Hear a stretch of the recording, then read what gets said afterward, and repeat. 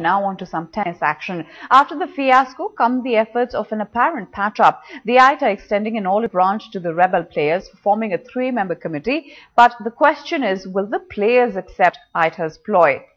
The AITA's three-member committee includes Justice Deepak Verma, former bureaucrat MC Gupta and former India Davis Cup captain Naresh Kumar. The committee will meet later this month and submit its report in 4 months' time.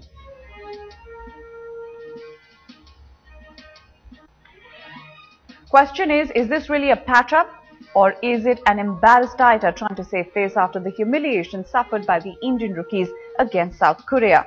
The question also is this so-called patch-up just a face-saving gesture by the AITA that has been forced into a corner and is hastily trying to do a cover-up?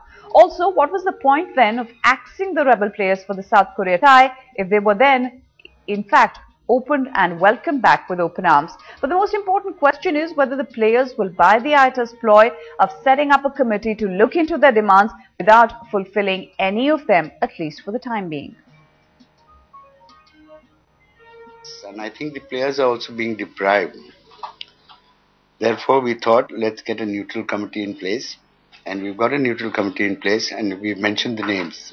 And they are very eminent people. AITA has been called non-transparent, unethical, unprofessional. I think the people we've named are good enough to handle issues. And we're going to give the terms of reference to the committee.